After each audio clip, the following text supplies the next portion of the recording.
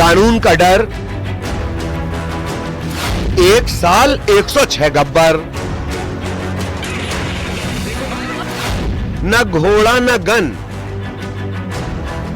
चंबल में डकैत रिटर्न। घोड़ों की टाप, गोलियों की बरसात। चंबल में कभी यह नजारा आम हुआ करता था। बीहड़ों में रहने वाले डकैतों के नाम से चंबल तो क्या पूरा देश थर्राता था। तो क्या अब चंबल में डकैतों का दौर खत्म हो गया? नहीं, बिल्कुल नहीं। कम से कम पुलिस रिकॉर्ड में नहीं। जिस पुलिस ने सालों की मेहनत से डकैतों का आतंक खत्म किया था, वही पुलिस अब डकैत बना रही है। जी हां, ग्वालियर चंबल में डकैतों का खौफ खत्म हुए 15 साल से ज्यादा का वक्त गुजर गया है। बीहड़ को पर्यटन स्थल के रूप में विकसित किया जा रहा है। यहाँ फिल्में बन रही हैं, लेकिन रिकॉर्ड में पुलिस ने 1 साल में करीब 106 डकैत खड़े कर दिए हैं। आप सोचेंगे आखिर ये 106 डकैत हैं कौन? चंबल के डकैतों के नाम तो पूरे देश में मशहूर हुआ करते थे। आखिर बीहड़ों में किन नए डकैतों की एंट्री है, जिनके नाम शायद उनके मोहल्ले में रहने वाले लोग भी ना जानते हो? और जानेंगे भी कैसे?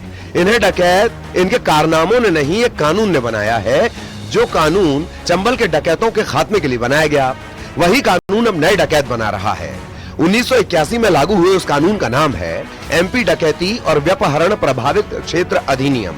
अब आप सोचेंगे भला कानून किसी को डकैत कैसे बना सकता है? इसे एक उदाहरण से समझिए। तारीख 11 दिसंबर 2023, जगह मुरैना। पीके यूनिवर्सिटी के वीसी प्रोफेसर रणजीत यादव दिल्ली से ग्वालियर आ रहे थे। प्रोफेसर रणजीत यादव को मुरैना में अटैक आया। उन्हें अस्पताल पहुंचाने के लिए एम्बुलेंस नहीं मिली। लॉ स्टूडेंट हिमांशु श्रोतीय और सुकृत शर्मा ने जज की कार से उन्हें अस्पताल पहुंचाया। छात्रों के खिलाफ लूट और डकैती का केस दर्ज हुआ। ऐसे ही कई और उदाहरण हैं। चंबल के कुछ डकैत जेल की सलाखों के पीछे हैं, तो कुछ सजा काटकर बाहर आ चुके हैं। लेकिन साल 1981 में बनाई गई डकैती अधिनियम की धारा जिंदा है और इस अधिनियम का उपयोग अब मोबाइल झपटने, अपहरण और बलवा जैसी घटनाओं में किया जा रहा है। जिन अपराधों में किसी और धारा के तहत मामला दर्ज किया जा सकता है, उनमें भी डकैती की धारा लगाई जा रही है। चंबल में नए डकैत बनाए जा रहे हैं। कानून के जानकार कह रहे हैं कि इस धारा को खत्म कर देना चाहिए। कई डकैतों ने आत्मसमर्पण किया, कई डकैत खत्म हो गए। मैं मानता हूँ अब चंबल संभाग में कोई डकैत ऐसा नहीं है कि जब गंभीर घटना अभी हुई हो तो अब सरकार, और इसका दुरुपयोग अब चूंकि वर्तमान में यह स्थिति है, धारा 11-13 का दुरुपयोग भी हो रहा है, तो सरकार को चिंता करना चाहिए, विधानसभा में कानून लाए और इस धारा को खत्म करवाने के लिए पहल करना चाहिए, जिससे लोगों को भी राहत मिलेगी और वास्तव में जो निर्दोष लोग हैं उनके विरुद्ध जो 11-13 की धारा लगा दी जाती है, उससे भी बचाव होगा लोगों का। इस धारा के तहत ग्वालियर चंबल में कितने अपराध दर्ज हुए, ये भी जान लेते हैं।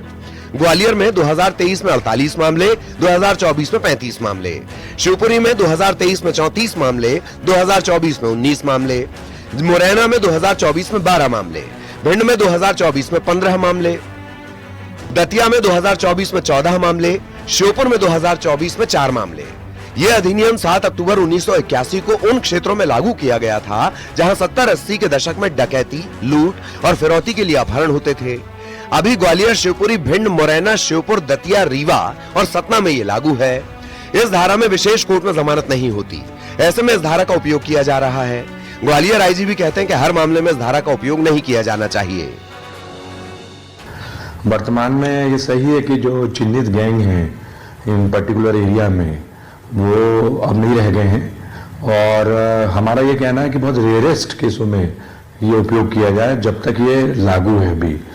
और यदि इस संबंध में कोई निर्णय शासन द्वारा लिया जाता है कि ये लागू अब नहीं रहेगा या रहेगा, तो जो भी निर्णय होगा तो लोक सेवक हम उसका कड़ाई से पालन सुनिश्चित कराएंगे। तो चंबल में पहले डकैतों का डर था, अब डकैतों पर लगाम के लिए बने कानून का खौफ है। और सावधान, जब तक ये कानून लागू है, किसी भी आरोपी को डकैत बनाया जा सकता है, डकैती की धारा लगाई जा सकती है। सुशील कौशिक, न्यूज़ 18, ग्वालियर।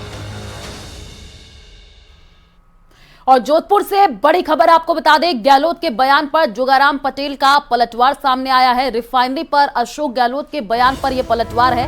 इतिहास को याद करें, रिफाइनरी में हमारे साथ कितना धोखा पूर्ववर्ती कांग्रेस सरकार के कार्यकाल में हुआ था।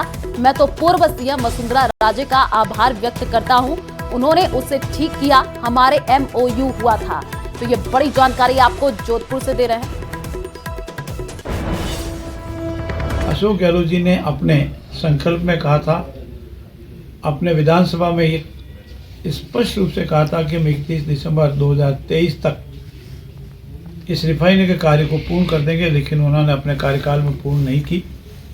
और अब जब रिफाइनरी का काम अंतिम चरण में है और कल हमारे यशस्वी मुख्यमंत्री आदरणीय भजन लाल जी ने उनका निरीक्षण कर ये कहा है कि 2-3 महीने में ये पूर्ण रूप भव्यता ले लेगी, तो उनका ऊपर टीका टिप्पणी करना